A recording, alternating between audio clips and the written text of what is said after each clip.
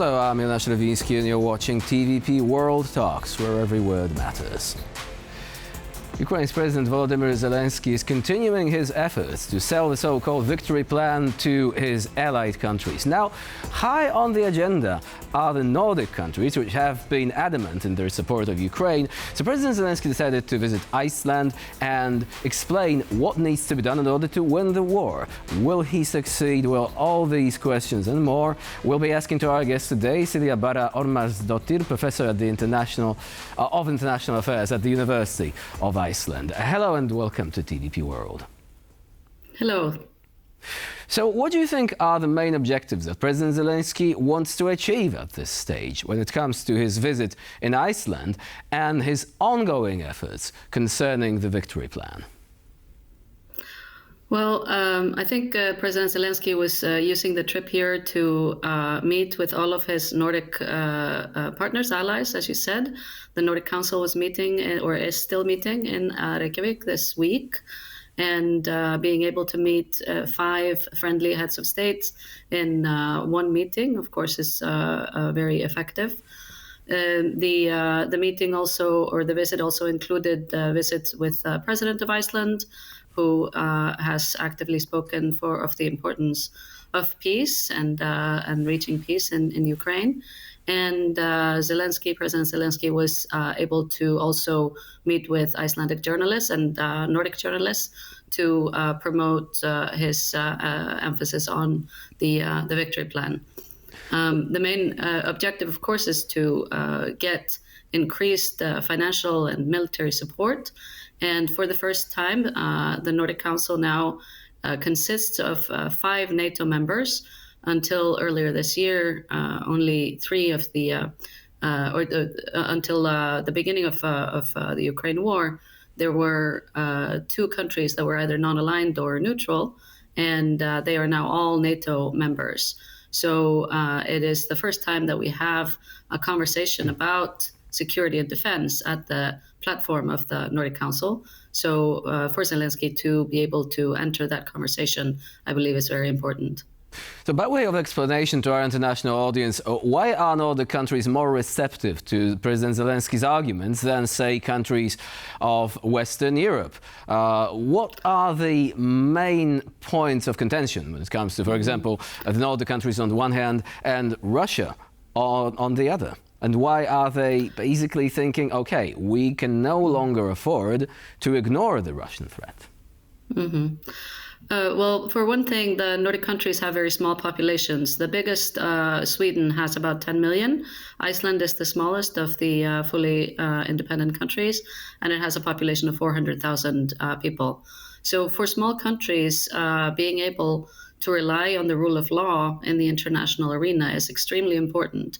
So having an aggression such as that of Russia against a sovereign state like Ukraine is disconcerting, to say the least. And for Finland especially, which shares a very long land border with Russia, it shows just the fact that Finland switched from not wanting to be a part of a Western security alliance like NATO to joining in just under 2 years, just under a year actually. It demonstrates the importance of defending against potential aggression. The importance of the alliance, therefore, is I think the biggest issue, and that the Nordic countries want to demonstrate that they are strong contributors to the security of all Western and Central European countries, and that they are willing to put at least their money and some military support as well, if not direct military like personnel, etc. So now we have a very interesting quote from President Zelenskyy during his statement given at the building of Icelandic Parliament, and I quote, "Our people, our strong people, deserve generations of peace, a time to live, to develop our culture and to freely share with the world what makes Ukraine unique. Not a temporary pause of the horror that Russia, Putin and their aggression has unleashed, nor a few years of quiet before the next Russian invasion, and certainly not a lifetime under the will of some madman in the Kremlin. Why do you think this statement might actually be particularly important at this particular stage? Well, the Nordic countries have been at peace with one another and at peace in the world for over 200 years, and that, of course, is a very different scenario than from what people and nations on the European continent have experienced with the horrors of World War II, the wars in the Balkans, and of course now the war in Ukraine, which is still quite far from the experiences of the Nordic people. So calling for not just a cessation of hostilities, but for the development of a positive peace is something that I think resonates with the Nordic leaders and the Nordic nations. Do you think perhaps going slightly beyond the politics of Nordic countries, this last sentence, namely, certainly not a lifetime under the will of some madman in the Kremlin, could this have been a jab at what was revealed about the so-called Trump peace plan? We recently had Fred Fleitz, former CIA analyst who served at Trump's White House, saying that the plan would involve freezing the conflict. He said, and I quote, "We freeze the conflict, Ukraine does not cede any territory, they don't give up their territorial claims, and we have negotiations with the understanding there probably won't be a final agreement until Putin leaves the stage." Now, there is a suggestion that Ukraine would not say, okay, we're giving up the territory altogether, but the territory would not be returned to Ukraine, so freezing the conflict on the conflict line, until Putin basically is, well, he either leaves the stage through natural causes, or is deposed, or resigns. Do you think this might have actually been a reference to this? Yes, I didn't have the context of your previous interview, of course, but yeah, it sounds like there's definitely no, not an interview. It was quoted by I think by the Financial Times. I think quoted this. I see. Yes, I had not read that specific quote, but I do think that certainly that there is a comment there.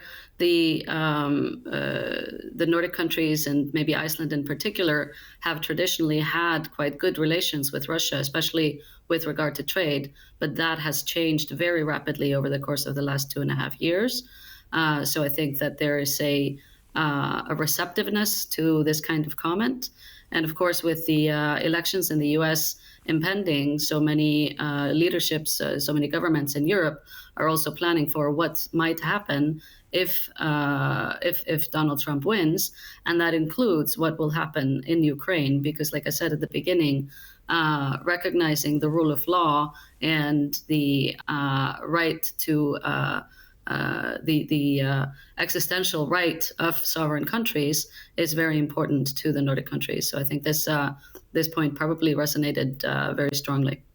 Do you think there is an overall atmosphere of expectancy? Recently, one of the top military officials in Germany said that there is a distinct possibility Russia could actually launch an attack against NATO territory within the next couple of years. 5 to 8, I think, was the time frame. Would you say that there is an increasing realization that self-defense and deterrence need to become priorities in Europe once again? Yes, and I think that it has been taking place. We've seen in Iceland, we've seen greater contributions to NATO. We've seen contributions to the purchase of military supplies for Ukraine, something that has been out of bounds for Iceland for basically the 80 years of its existence as a republic. And maybe not all of your viewers know, but Iceland is the only NATO member country that does not have a military. So for the government to contribute as much as it does, even though much of the contributions to Ukraine have been in the form of warm winter clothes and medical supplies, contributing directly to the purchase of military supplies is a big step for a country like Iceland. So I think there's a realization across the Nordics, and I believe it is present in most of Western Europe as well, that it is very important to support Ukraine. And what some people are arguing, that we have to maybe stop focusing on making sure that Ukraine doesn't lose the war, but to help it win. And a quick question, do you think this also is related to Russia's expansionist attitude in other areas, say the Arctic? That certainly is a concern. The increased great power presence in the Arctic is a concern for Iceland. We know that Russia is monitoring our seabeds, where our undersea cables that connect us to the world on the internet, etc., that Russia is monitoring those, and that there have been at least suggested attempts to sever such cables in the past. So it's definitely a concern that Russia is demonstrating increased interest in dominating that space as well. So do you think that this could be how Russia may escalate, not through open warfare, but with sabotage? Sabotage and also, of course, hybrid warfare, information warfare. We were increasingly aware of attempts to sow discontent within different countries, and that is something that we must be aware of in the Nordic space, just as much as in Georgia or Moldova, for example, very recent cases.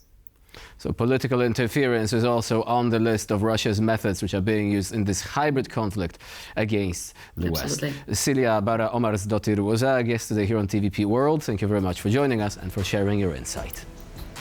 Thank you. And I'm Jan You're watching TVP World. Please do stay with us.